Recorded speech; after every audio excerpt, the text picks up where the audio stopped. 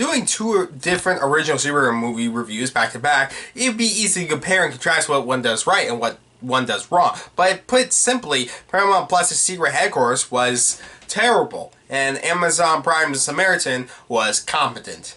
I mean, Secret Headquarters was completely original, except not really, since it ripped off so many things in other superhero movies, comics, and shows. And I thought this was an actual original idea for a new superhero story, but further research says this was based on an actual comic that I couldn't find looking up on Google one time, and gave up afterwards because I'm lazy and I don't care. I didn't hear people tell me in my review of 2B's corrective measures that the comic that was based off of was better. Probably because, like this movie, most people watching this film don't even have a clue that there was a comic. Nah, leave your hate for later. Anyways, I did like the concept of the film since it felt different and had a lot of possibilities with its ideas and themes that aren't in recent superhero movies I've seen recently, if not a while. Plus, it being on Amazon Prime helped as well since, it has its star, Sylvester Stallone, since having his name on it definitely helped me care about the movie. Because, it's Stallone. I mean, I'm not like a diehard Stallone fan.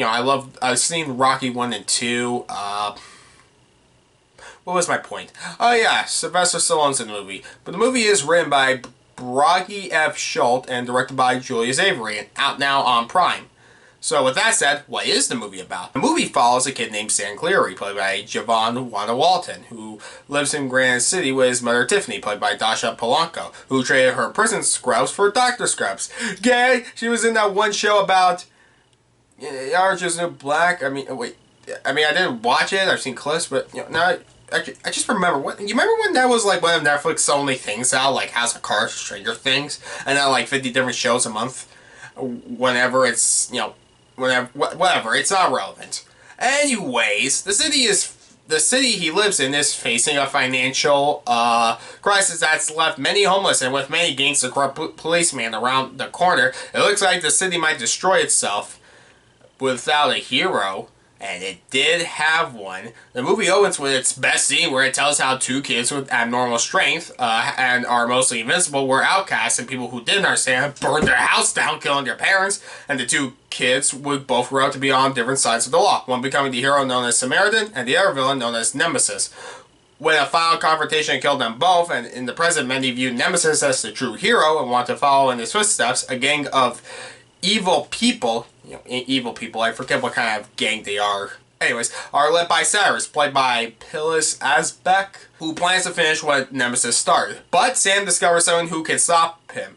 He witnesses his neighbor Joe Smith, played by Sylvester Stallone, do the impossible and figures out he must be Samaritan, who was always rumored to still be alive, so the two get to know each other better, and maybe Joe will have to come out hiding to do the right thing and save the city, or else Granite City will fall. I said the movie's best scene was its opening, and that's because it uses style and substance to get the exposition off the ground in a cool way, when sure, it could have been easy to have a conversation later on, since Samaritan does have a fan base who talk about him a lot, but the style, the pacing, it got me pumped up and interested in the story, since the origin story actually felt, pretty fresh and could have a lot of potential.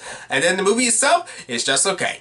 I didn't hate the movie, but it's far from great what it could be. The movie chooses to have its main character to be this bratty kid named Sam, rather than Stallone's character, which takes away a lot of time to really develop the character when it could have been one of the most complex superhero characters of all time. And sure, Sam is important since he's supposed to inspire Stallone to want to be Samaritan again, and he himself could fall down the wrong path, so he looks up to Stallone for guidance, and now not only to be good, but stand up for himself and so forth. And the kid isn't bad, I just wish they changed the focus on who's the main character, since there is this twist that I'll get more into without spoilers in a second that could have added so much. So the twist here is so obvious. Every time they hit it, I roll my eyes, since there are times that people say, foreshadowing lines that are just so unrealistic and, eye rolling. Like, okay, Sam gets beaten up, so Stallone takes him to the hospital, and his mom, instead of thanking Stallone for that, instead just says, he's no hero. For not stopping the people who beat up her kid, even though she wouldn't know if the people who beat up Sam was still there when he found them. But she says this since you can probably guess what the twist is just from that line. I remember when Red Notice came out, how that movie had a twist I didn't see coming personally, which I saw everyone say they did, or I didn't because I thought it made no sense for why they would set up this story in the first place because of the stupidity that will come from this twist. And I was right, but the movie is made for just entertainment. This movie is trying, a lot harder. I mean, to, be an actual serious movie.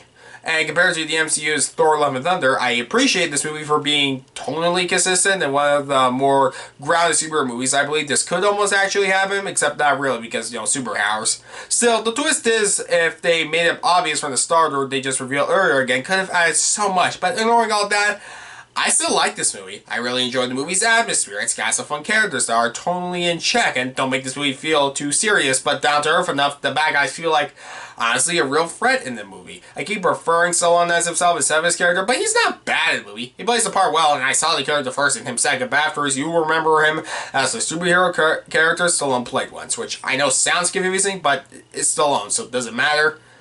Anyways, the kid, the mom, the bad guys, none of them are D characters. They are what you think, but they have enough likability to them despite some stupid lines given to them once in a while. Like I said, the kid being such a brat as Stallone, who won't shut up with questions, but he is in the presence of someone who combined with the twist. And the character we get to know prior, it is understandable.